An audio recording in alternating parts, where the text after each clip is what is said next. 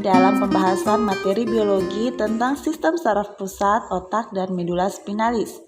Dan teman-teman, kemarin kita sudah membahas secara garis besar tentang sistem saraf pusat, otak, dan medula spinalis.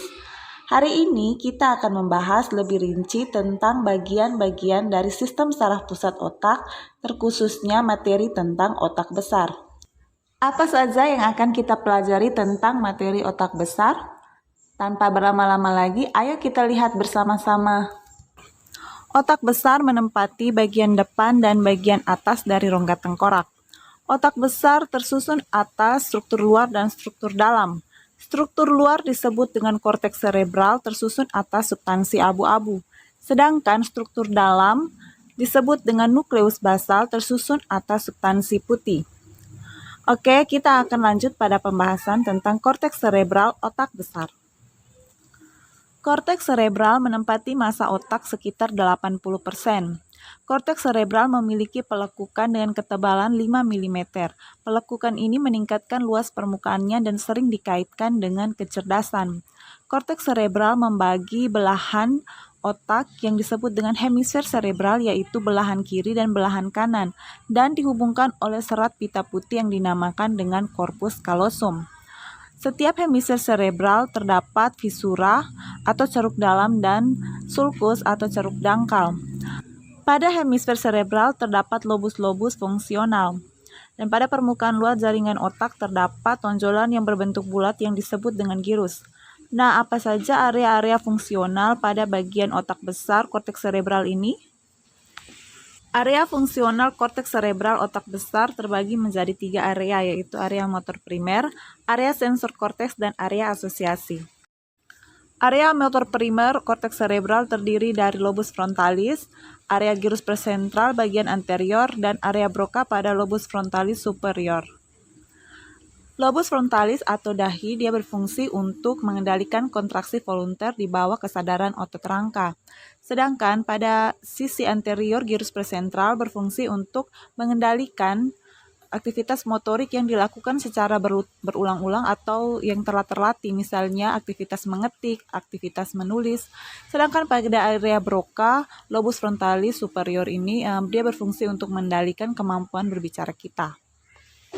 Masuk pada area sensor korteks. Area sensor korteks terbagi menjadi beberapa area fungsional.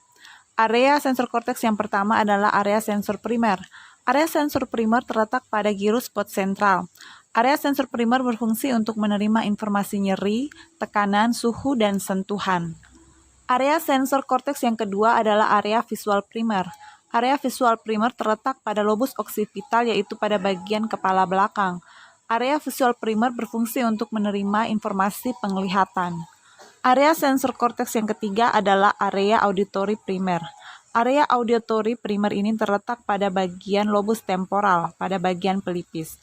Area auditory primer ini berfungsi untuk menerima informasi atau impuls pendengaran. Area sensor korteks yang keempat adalah area olfaktori primer. Area olfaktori primer ini terletak pada permukaan medial lobus temporal. Area olfaktori primer ini berfungsi atau berkaitan dengan indera pembau atau indera penciuman. Area sensor korteks yang terakhir adalah area pengecap primer atau gustatory. Area pengecap primer terletak pada lobus parietal. Area ini berfungsi sebagai persepsi rasa asin, manis, pahit, dan asam. Masuk pada area asosiasi korteks serebral. Area asosiasi korteks serebral ini dipetakan berdasarkan klasifikasi Brodmann. Area ini dibagi menjadi beberapa area, yaitu area asosiasi frontalis, area asosiasi somatik, area asosiasi visual dan auditorik, dan area bicara. Area asosiasi korteks serebral yang pertama adalah area asosiasi frontalis. Area ini terletak pada lobus frontalis atau dahi kita. Area ini berfungsi sebagai pusat intelektual. Area asosiasi yang kedua adalah area somatik. Area ini terletak pada lobus parietal. Area ini berfungsi sebagai pusat interpretasi bentuk atau tekstur dari suatu objek. Area asosiasi yang ketiga adalah area asosiasi visual dan area asosiasi auditorik. Asosiasi visual terletak pada lobus occipital atau kepala belakang, sedangkan asosiasi auditorik terletak pada lobus temporal. Asosiasi visual berfungsi sebagai pusat penglihatan, sedangkan asosiasi auditorik berfungsi sebagai pusat pendengaran. Area asosiasi yang terakhir adalah area bicara. Area ini terletak pada lobus temporal. Area ini berfungsi sebagai pusat dari bahasa dan pusat bicara.